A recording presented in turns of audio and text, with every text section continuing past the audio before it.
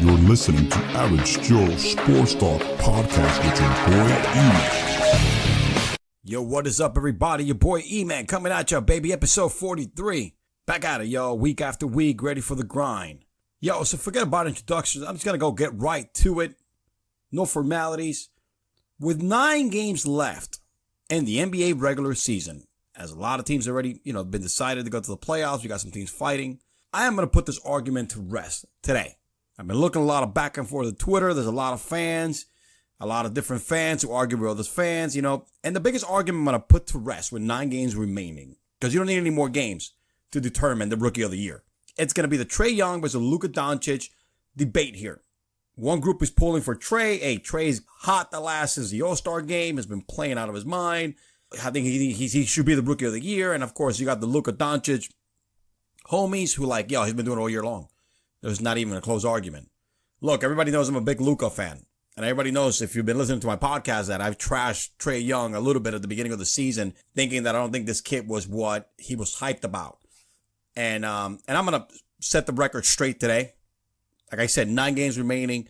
I'm going to put the argument to rest today. Everybody knows I'm a Luka Doncic bandwagon guy. I'm on the bandwagon, bro. You know what I mean? I like Luka. I've done a lot of Luka content. It's been one of my most popular content out there. And, when I get a lot of play on the podcast downloads and also on my YouTube channel. But I am going to be very neutral. We're going to look at the numbers. We're going to look at the games. We're going to look at the big moments. And I'm going to put that argument to rest with 9 games remaining. And I'm going to tell you who should be the Rookie of the Year. So first, I'm going to start with Trae Young. Listen, when Trae Young got drafted, I'm not going to lie to you. I said, this kid is no Steph Curry. I still believe he's not Steph Curry. Different players. Yes, he has range, but he doesn't have the quickness. Doesn't have that, that savviness that Steph does have, even though he's a rookie. He's putting very good numbers compared to Steph. Actually, I think he's even putting higher numbers. His current average has been higher than Steph for his rookie season. Now, his three-point shooting is at 33%. And look, before I go into the stats, right now, as of today, Trae Young, the haircut, 19.5 points a game, 7 assists, 33% from 3, and 40% overall. Excellent, solid numbers.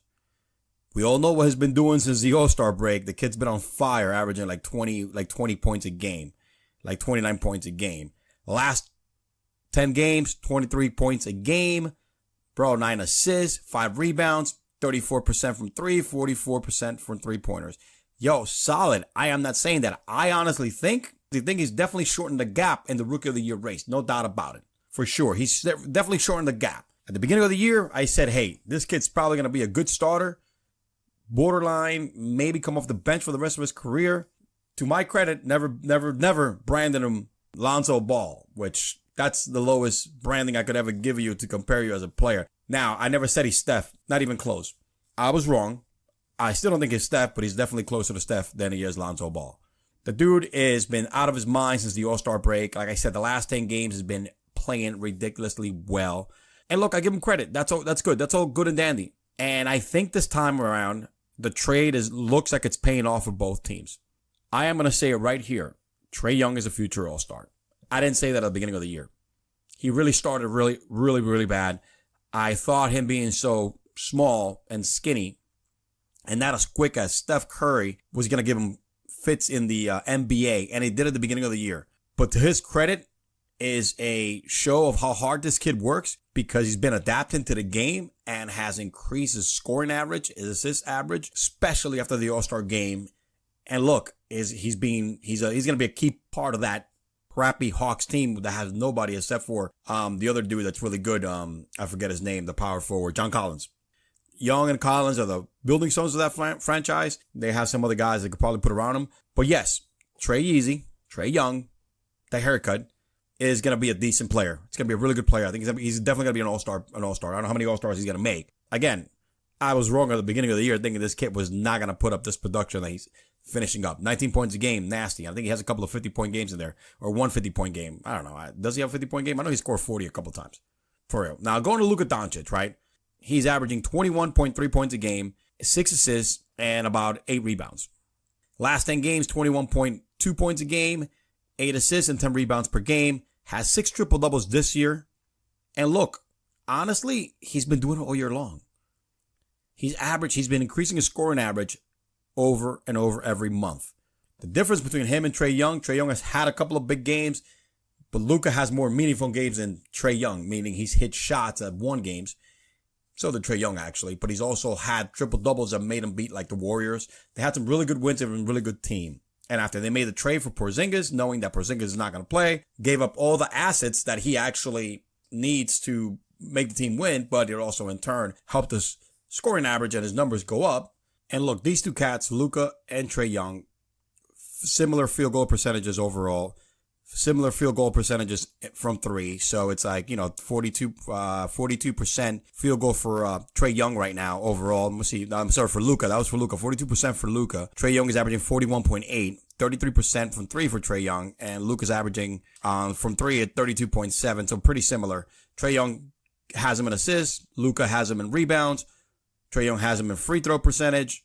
Luka has him in points overall. So similar numbers. But to me, the rookie of the year is the rookie that is most consistent and is putting up the better numbers for the entire year, the entire season, not just part of the season. Yes, Trae Young, making it rain, baby. He's playing out of his mind after the All-Star break. That's just after the All-Star break. And we can't compare the teams because, Trae Young's team is 27-49. Luka, the Dallas Mavericks are 29-46 or something like that. I mean, 29-46. So they're not a big factor in wins, is a +2. But overall, let's put this to rest. Luka Doncic is your rookie of the year, hands down. Trae Young has made a noble effort, and in order to shorten the gap between him and Luka from the first 3 months of the season.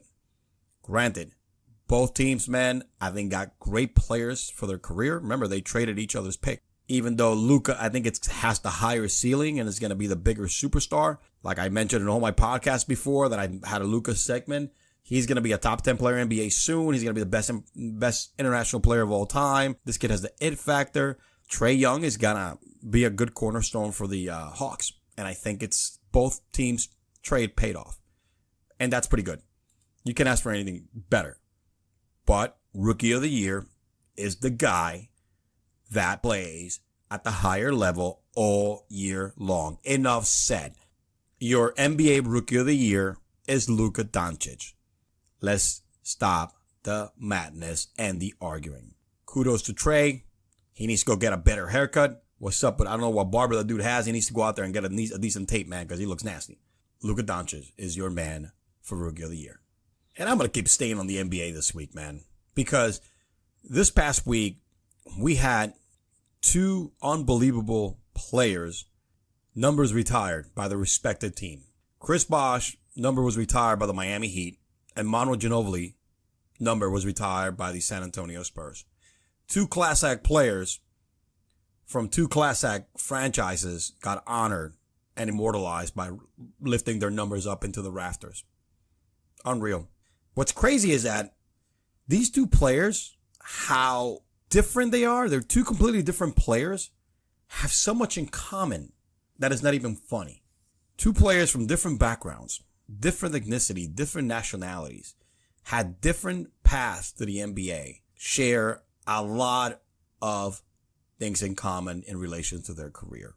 Both individuals, key components to the success and winning of their respective franchise, and key factors in turn of winning championships.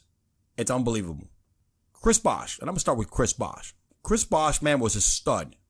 Top pick out of high school, recruited highly out of high school from Texas, went to Georgia Tech, was a number 4 pick overall by Toronto.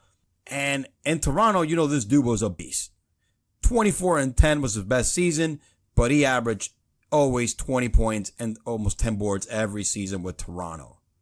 Comes to Miami, and he knows that he signs him for good money, knowing that he was going to play with Dwayne Wade. He was going to have to sacrifice. But then when LeBron James came aboard, he knew that in order for the Heat to be successful, Wade and him had to sacrifice some numbers, but he had to sacrifice more because he's the third guy. And trust me, Chris Bosh could have been a 25-point-a-game scorer like he was before, 24 point, 22 and 10, and have way better numbers. He finished with some decent numbers in his career. 19 points a game, man. It's not bad. 8.5 rebounds. It's not bad. And his career was cut short. His career was cut short because of the blood clots. He could have played almost the same amount of years as Wade did. And this guy was a beast, man. Was a just complete beast. Was the only thing that Toronto had to identify as a franchise. But he wanted to win. And he knew in Toronto it wasn't going to be. So he sacrificed that. He sacrificed the statistics for winning and championships. And for Chris Bosh to come, be the third guy in that team, sacrifice more numbers. He averaged about 18 a game for the duration of the Heat with them. I know he scored a little more once LeBron left, but Chris Bosh was that other leader in that Miami locker room. See, people need to understand, great rebounder. And by the way, Chris Bosh has the most famous rebound in the history of the NBA. Game 6, that three-pointer that Ray Allen hit to take the series to Game 7 and then in turn the Miami Heat winning it all. That was that rebound and pass by Chris Bosh. Immortalized. Man, ice water through his veins. Not because he's hitting a free throw, but because he grabbed that board and made a pass to Ray Allen. Wow, unreal. But that's the thing about Chris Bosh. Unselfish. He was not a selfish man. Sacrificed his career. Played. And LeBron never wins back-to-back championships if it wasn't for Chris Bosh. The reason why LeBron is failing so much in the Lakers is because, unlike Miami, he has two leaders. He had two leaders, and one of them was Chris Bosh, who kept people in check and had true leadership qualities, unlike LeBron. There was no issues. And let me tell you something. Chris Bosh, if he would have played the last couple of years, that Miami team would be a lot more successful. Wade would probably never been traded. And he would have probably kept his foot all the way up Hassan Whiteside's ass and would have been a better player. That's the kind of guy Chris Bosh is, man. He's smart, knows the game, and has great leadership quality and is a real leader. That's why that team was so successful. Chris Bosh was a big part of that Miami Heat run for 4 straight NBA finals and back-to-back NBA championships, because Chris Bosh was the leader that we all know LeBron is not, and that was his main role. I mean, yeah, he averaged 18 a game with Miami during the big four, the big three era, and had about 7 or 8, 9 rebounds, shot great from 3. But dude, what really counted was the intangibles. What he kept in that locker room. How players listened to Bosh. That's a big difference. And like Chris Bosh, Manu Ginobili was another unbelievable player. Manu may not have the stats that Chris Bosh did. You know, he averaged 13 a game for his career. But Manu came off the bench. And Manu had the ability, because even coming off the bench, he averaged 19 points a game. A few seasons, 16, 17. Manu also could have said, listen, I want to go somewhere else. And I could start and make more money. And have better numbers in my career. But Manu was all about winning, man. Manu, come on, man. A 4-time NBA champion. A 1-time EuroLeague champion. A gold medalist for the Argentinian team. Come on. I mean, it's just insane winning and winning overall. And let me tell you something. Those 4 championships that Manu was part of, they would never win 4. They would never win 4 if Manu was not in those teams. Manu came off the bench. Manu did what Manu does. Just crazy passes behind his back, hitting the tough shot, guarding the toughest guy. And for a guy that looks like a completely non-typical basketball player, was athletic, out of his world. You didn't think Manu can dunk it on you, bro. But Manu will get that first step, lefty, and he was going to throw it down on you. Manu was tough. And also another guy that sacrificed his career statistic to help the team in San Antonio win 4 championships and make it to the NBA Finals 5 times. Pretty much, man. That's insane. These are 2 guys that when I look at them, I'm like, they're so different, man, in game style, and everything else in their life. They have more in common than they do. Great leaders, guys that support their team, listen to their coach, clutch and tough players that put winning first before their own personal gains. All right. And that's what these 2 guys have in common. I am so happy that the Miami Heat retired Chris Bosh's numbers this quick after he finally announced he can't make it back to the NBA. And Manu Ginobili, you know how it is. It was both great retirement speeches by both guys, great ceremonies. Those are 2 class act organizations. No doubt about it. The reason why the Heat have so much success, and so is San Antonio, because you got top-notch owners, coaches, front office, and players. That's why they win. And you know what? Winning is one thing, but when franchises take care of their players and give them the props they deserve, other players see that, and these are the franchises that want to come, take a pay cut, and play for. because they know they're going to win and they're going to be treated right. The Minnesota Timberwolves should take a cue out of the San Antonio Spurs and the Miami Heat, because the Timberwolves needs to realize, man, you need to retire Kevin Garnett's number, who's been retired since 2016. And he's probably the best. He is the best Timberwolf player of all freaking time. That's your man. Give him the respect he deserves. He may not have left in the best terms, but he put that franchise in the map. The only thing people had to look for in that franchise was Kevin Garnett. But guess what, man? There's a reason why the Timberwolves have never won anything in their lives, and the Miami Heat and the San Antonio have, because they're top notch. Chris Bosh, Manu Ginobili, two of the probably greatest player of all time to play the NBA, and probably two of the greatest leaders this league I've ever seen. Congratulations, man. Next is probably the Hall of Fame for these two cats. And in closing, last night the Duke Blue Devils escaped another narrow victory, man, beating the Virginia Tech Hokies 75-73 when with a miss, like on the rim, easy layup. I forget who the player was. I think his name was Kelly or whatever his name is. And 75-73, the game was pretty, Duke took a lot of control in the second half. I mean, with a minute left, they were up by 6. But, I'm going to tell you, these Hokies, man, they can shoot the threes. They were shooting lights out last week for threes. Yesterday's game. And Duke, Duke kept up with them. With a slow start by Barrett in the first half, I was like, oh, man, this is an ugly game. But then Zion has been Zion. Tre Jones had an unbelievable shooting game, 5 for 7 from 3, coming back. And with also, their third stud, Cam Reddish, being hurt, fourth stud actually, being hurt, it kind of gives them a little bit of deficiency there for this team, but they pulled it off. One thing I said, I picked Duke to win it all in my bracket. And if Duke makes it after the next matchup on Sunday, they're the only team I have left in my Final Four. Tennessee went down, Final Four looked shot. North Carolina lost, went down. So all I have is Duke left. I forget who my third team is. It doesn't matter because it's not Gonzaga, it's not Purdue, it's not Virginia. So Texas Tech, Gonzaga, Purdue, and Virginia today.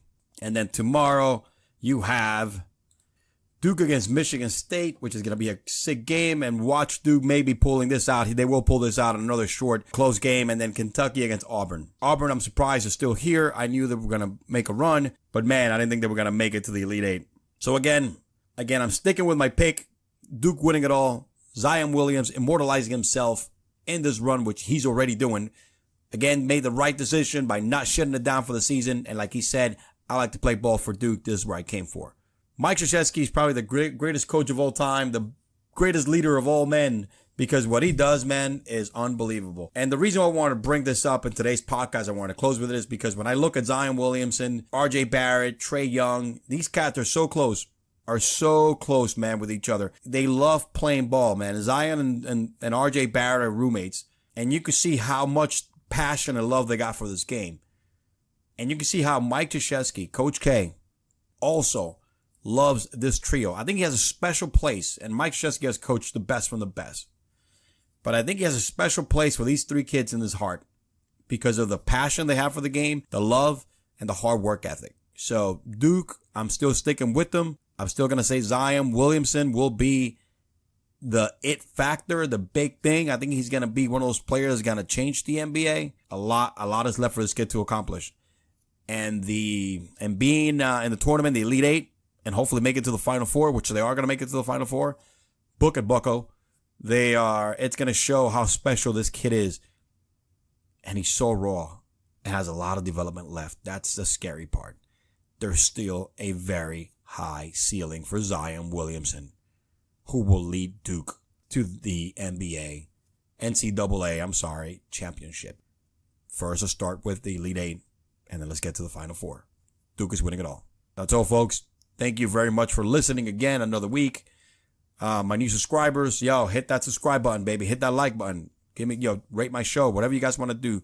To all my loyal listeners, my loyals and you, thank you for sticking around. I appreciate you guys coming week after week. I am just floored by how much I am going and how consistency my downloads have become, how higher week after week. The last 2 months have been bonkers. Unbelievable how much I have no words how much more downloads I'm getting this month than I did. I am 50%. No, it's like 100% more downloads. So, man, I'm making a little bit of noise here. I like it. I really do like it. I'm going to keep putting episode after episode and coming back week after week as everybody keeps listening. That's what I said from the beginning, and I haven't left yet. Your boy E-Man signing out. Peace. Oh.